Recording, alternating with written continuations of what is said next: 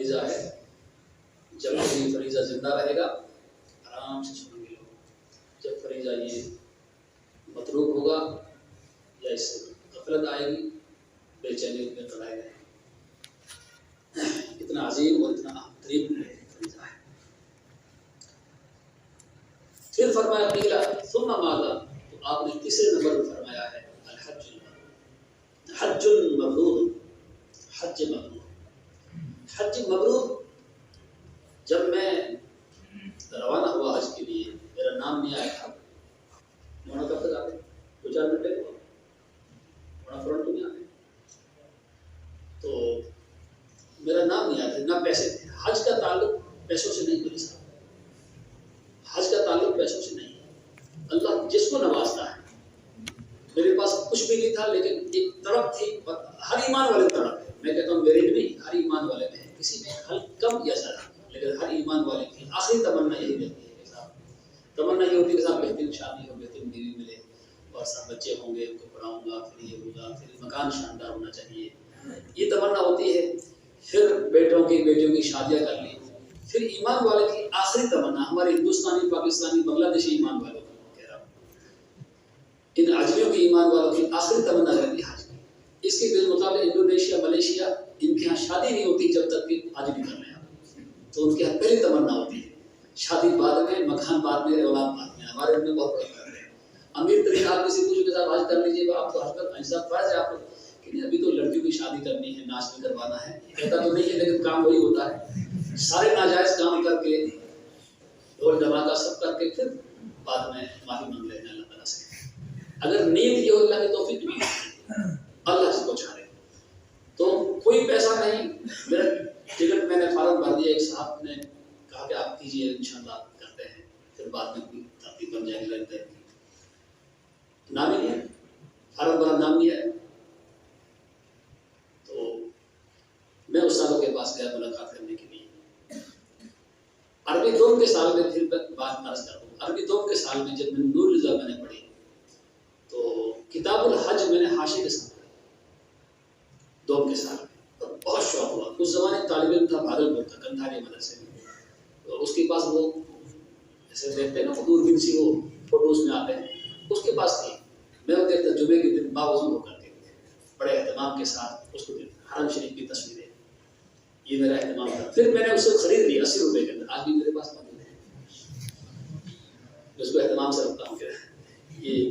پھر جمعے کے دن میں کعبہ شریف اور یہ مزدلفہ مینا، اور پھر فراغت کے بعد میں اللہ نے توفیق بھی دی، میں نے کنز الدقائق پڑھائی 5 سال، اور اس میں کتاب الحج کو تفصیل کے ساتھ، پھر حج کی ٹریننگ بھی لی میں نے جے پور کے اندر، مجھے اتفاق ایسا ہوا کہ لینی پڑی کوئی وجہ تھی، مجھے رکنا مجبوری تھا میرے وہاں پر، تو میں نے اس سے فائدہ اٹھایا اور 15 دن میں نے ٹریننگ لی اس کے حج کی۔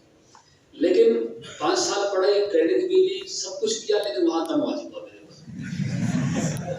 اس لیے دماغ خراب نہیں ہونا چاہیے کہ یہ مسائل معلوم ہے یہ ملا علی قاری رحمۃ اللہ علیہ دباؤ کر رہے تھے، کسی نے بلا دیا تھوڑا سا ادھر ادھر آئیے، آپ لگ تو رہے پڑھے لکھے لیکن آپ جو ہے ارکان الٹے سیدھے کر رہے ہیں، لوگ اس زمانے میں کم ہوتے تھے۔ ایک کتب خانہ چھوٹا سا ادھر ہے، ایک کتاب ملتی ہے ملا علی قاری کی، وہ کتاب لیجیے اور اس کو تھوڑا مطالعہ کر لیجیے، پڑھے لکھے ہیں آپ سمجھ سکتے ہیں کتاب کو، انہوں نے کہا جی میں کہ کتاب کتنی کہاں ملے گی وہاں ہے، کہ وہ ان سے کر لیجیے، پھر آپ اس کے بعد دوا وغیرہ کیجیے۔ تو ملا علی قاری سوچ رہے اوپر سے نیچے دیکھ رہے ہیں، کتاب کو لکھنے والا، مسائل کو سمجھانے والا، اور کتنے دم ان پر واجب ہوئے ہوں گے۔ تو یہ حج کا مسئلہ بڑا عجیب و غریب ہے، اور اس حج کی ساری داستان اللہ سے عشق پر ہے۔ بس اللہ کا حکم ہوا اور مائی ہاجرہ جو پہنچ گئی، ابراہیم علیہ السلام لے کر آ گئے، قربانی بھی آپ دیکھ لیجیے، اسماعیل علیہ السلام نے ذبح کر دیا اپنے بیٹے کو، نہیں ہوا، اپنے حساب سے ذبح کر دیا، مائی ہاجرہ تڑپتی رہی، اب موت آئی تب موت آئی، اس صفحہ پر چڑھ کر دیکھا کوئی انسان نظر آ جائے، کوئی پرندہ بھی نظر نہیں آیا، پھر دیکھا کہ بچہ بلک رہا ہے جیسے فلسطین کے بچے آج پانی کے لیے، تو پھر اس پہاڑی پر پہنچی، وہاں بھی کوئی انسان نظر نہیں آیا، 7 چکر ان کے پورے ہوئے، اللہ کی محبت، اللہ کے حکم کی تعمیر کے لیے قیامت تک کے انسانوں کے لیے اللہ نے اس دوڑنے کو لازم کر دیا ہے، جاؤ اور دوڑو وہاں پر، اللہ کی محبوب بندی اپنے معصوم بچے کے لیے دوڑی. تو وہاں جتنی بھی ادائیں ہیں، طواف ہے، جتنے بھی ہے، وہ تمام کے تمام آدم علیہ السلام روتے رہے، تڑپتے رہے. توبہ قبول ہوئی اس پہاڑی کے اوپر جا کر کے، عرفات کے میدان میں. وہاں لوگ پہنچتے ہیں، پہنچیں گے انشاءاللہ. تو میں اگر مولانا خورشید عالم صاحب کے پاس لے جو بھی جملہ سمجھانا ہے، میرا نام نہیں آیا، پہلے کئی کے پاس ملا. ایک مجھے بزرگ نے کہا کہ مولوی صاحب نام نہیں آیا ہے، اب تو رشید پڑھتے نہیں. جب کہتے ہیں نا کہ جب بلاوا آئے گا تب جا پائے، بلاوے کے بغیر پیسوں سے نہیں جا پائے.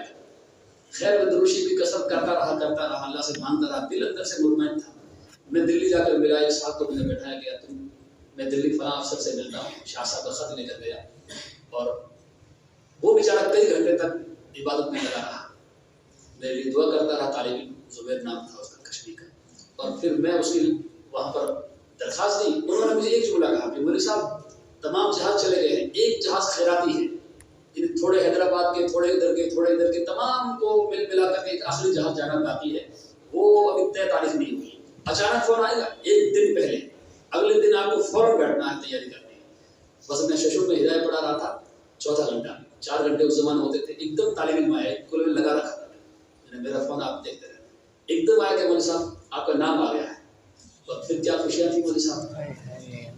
میں سب استاد سے ایک دن میں مل کر کے پہنچا. اگر مولانا خورشید عالم صاحب رحمۃ اللہ علیہ نے مجھے جو دعا دی ہے، وہ دعا میں آپ کو بتانا چاہتا ہوں. حج المبرور. آپ نے فرمایا کہ پھر اس کے بعد کون سا عمل؟ فرمایا حج المبرور. تو میں نے مولانا سے کہا میں جا رہا ہوں، اس طرح نام آیا ہے، آپ دعا فرما دیں، میرے ساتھ ہاتھ کریں. تو انہوں نے فرمایا کہ اللہ تعالیٰ آپ کو حج مبرور نصیب فرمائے اور سنن اور آداب کی رعایت کرتے ہوئے تمام ارکان کو ادا کرنے کی. بہت مشکل ہے مولوی صاحب، سنن اور آداب اور ان تمام واجبات تو کرنے ہی پڑیں گے، ورنہ دم واجب ہوگا. سجدہ سہو نماز میں ہوتا ہے، وہاں دم ہوتا ہے، وہ سجدہ سہو کا مقام ہے، وہ دم جو ہے سجدہ سہو ہوتا ہے. مجھے وہ بات یاد رہی اور کوشش بہت کی، لیکن بہت مشکل کام ہے مولوی صاحب. حج مبرور کیسے کہتے ہیں؟ حج مبرور کا دوسرا نام لوگ یوں بھی کہتے ہیں حج المقبول.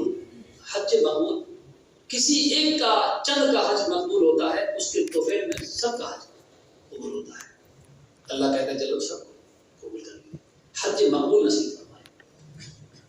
تو بعض اللہ فرماتے ہیں کہ حج مبرور کہتے ہیں جس کی بڑی تعریف ہے، بڑی فضیلت ہے.